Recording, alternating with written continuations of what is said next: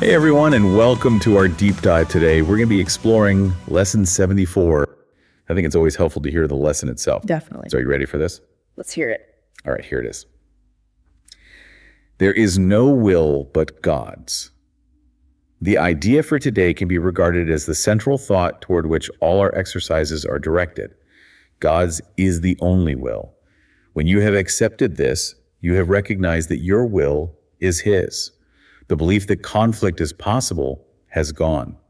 Peace has replaced the strange idea that you are torn by conflicting goals. As an expression of the will of God, you have no goal but His. Wow, that's a lot to unpack there. I know, right? It's almost like a complete shift in perspective. It really is. It makes you think about things differently. For sure. One of the first things that jumps out at me is this whole idea of how God's will connects to happiness. Oh, interesting. It's not about like a punishing God or anything like that. Right. But a God who wants us to experience, peace and joy.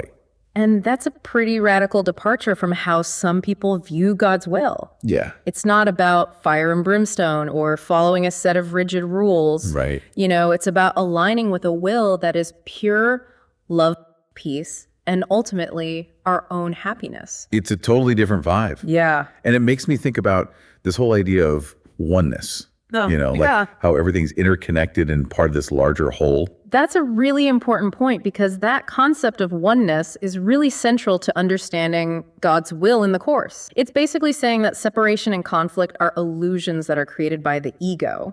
We're all part of the same divine essence. If there's ultimately only one will, then those conflicts can't actually be real. It's like all that pressure we put on ourselves to achieve certain things, to be a certain way, it just kind of melts away. It's a huge weight off your shoulders. Yeah. And it opens up a whole new way of being in the world. That's amazing. Now, another point that stands out from this lesson is that God's will isn't about specific external events.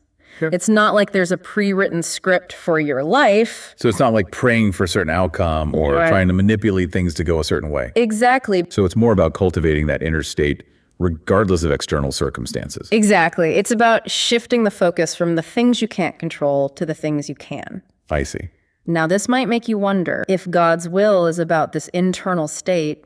Yeah. What about all the challenges we face in life? If bad things are happening, does that mean we're somehow out of alignment with God's will? Well, the Course doesn't see it that way. Okay. Instead of seeing these challenges as punishments or signs of being out of alignment, it suggests that there are opportunities to practice choosing peace.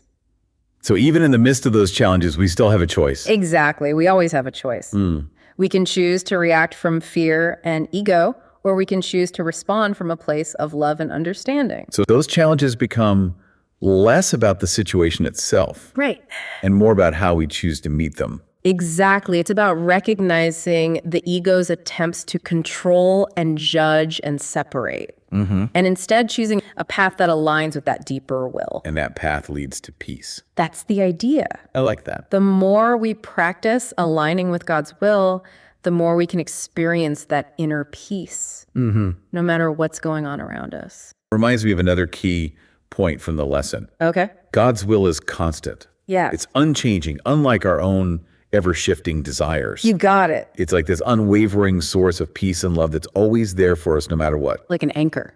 Exactly. Okay, so we've talked about what God's will means within this framework. Right. That it's about love, happiness, oneness, and this internal state of peace. But I'm curious, how do we actually put these concepts into practice in our everyday lives?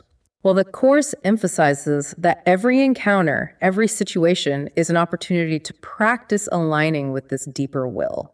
So even those everyday annoyances like, dealing with a difficult coworker or getting stuck in traffic, Yeah. those become chances to practice. Precisely. It's about recognizing when you're reacting from ego. Okay. That's the frustration, the judgment, the need to control. Right. And then instead of getting swept up in that, you can pause, remember the principles we've been discussing, and choose a different response. So instead of like getting angry at that coworker, you might take a deep breath and try to see them with more compassion. Exactly. Or instead of stressing out in traffic, you might use that time to practice acceptance and patience. Shifting your focus from what's happening externally to your internal state. Right. And this is where those shorter practice moments throughout the day can be really helpful. Okay. Little reminders to reconnect with that peaceful state. I'm curious about those practice instructions. Yeah. What do they actually look like in this lesson? No, they're all about cultivating that inner peace and recognizing the illusion of conflict. Okay, so let's hear, what does lesson 74 actually suggest we do? Okay, it starts by acknowledging the peace that comes with understanding this concept. There's great peace in today's idea, and the exercises for today are directed toward finding it. The idea itself is wholly true. Therefore, it cannot give rise to illusions. Without illusions, conflict is impossible. Let us try to recognize this today and experience the peace this recognition brings. It's like an invitation to tap into a piece that's already there, just waiting to be discovered. And then it guides us with some specific practices. Begin the longer practice periods by repeating these thoughts several times, slowly and with firm determination to understand what they mean and to hold them in mind. There is no will but God's. I cannot be in conflict. So we start by anchoring ourselves in that core truth. Yes. That there's only one will and it's not a source of conflict. Exactly. And then we can build on that foundation with some related thoughts. Then spend several minutes in adding some related thoughts, such as, I am at peace. Nothing can disturb me. My will is God's. My will and God's are one. God wills peace for his son. It's like creating a space in your mind where peace can flourish. Yes. And then because we know those pesky conflict thoughts are going to pop up. Right. It gives us a way to deal with them. During this introductory phase, be sure to deal quickly with any conflict thoughts that may cross your mind. Tell yourself immediately, there is no will but God's. These conflict thoughts are meaningless. So we don't get caught up in analyzing or arguing with those thoughts. Right. We just gently redirect our attention back to that core truth. Right. And if there's a particular conflict that's really bothering you, it suggests giving it some specific attention. If there is one conflict area which seems particularly difficult to resolve, single it out for special consideration. Think about it briefly, but very specifically. Recognize the particular person or persons and the situation or situations involved, and tell yourself, there is no will but God's. I share it with him. My conflicts about cannot be real. So we acknowledge the conflict without getting lost in it. Yeah. Reminding ourselves that it's ultimately an illusion. And then once we've cleared some mental space, we can move into a deeper practice. After you have cleared your mind in this way, close your eyes and try to experience the peace to which your reality entitles you. Sink into it and feel it closing around you. There may be some temptation to mistake these attempts for withdrawal, but the difference is easily detected. If you are succeeding, you will feel a deep sense of joy and an increased alertness rather than a feeling of drowsiness and enervation. The key is that feeling of joy and alertness, Yeah. True peace isn't passive. It has its own energy and vibrancy. And if you find yourself drifting off or losing focus, it encourages you to gently bring your attention back. If you feel yourself merely slipping off into withdrawal, quickly repeat the idea for today and try again. Do this as often as necessary.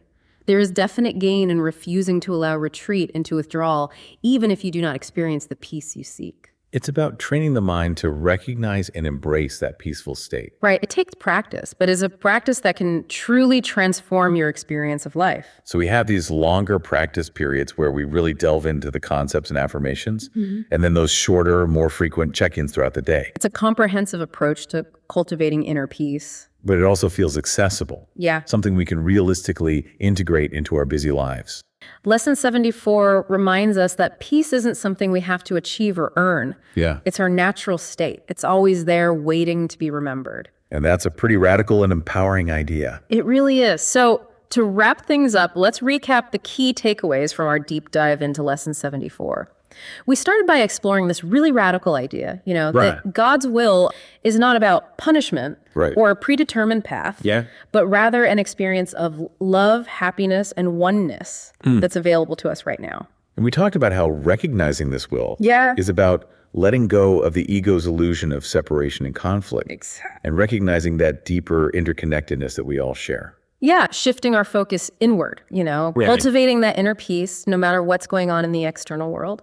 We also touched on the fact that God's will, as presented in the Course, is constant and unchanging. It's like an unshakable foundation that we can always rely on. For sure. And then we got to the practical side of things. Right. Those specific steps outlined in Lesson 74 for bringing these ideas to life. Those practices are all about cultivating that inner peace. What new possibilities might open up when you let go of the need to control and instead surrender to that deeper wisdom within? Keep exploring these ideas, keep practicing, and see what unfolds. Until next time, may you find peace in the present moment.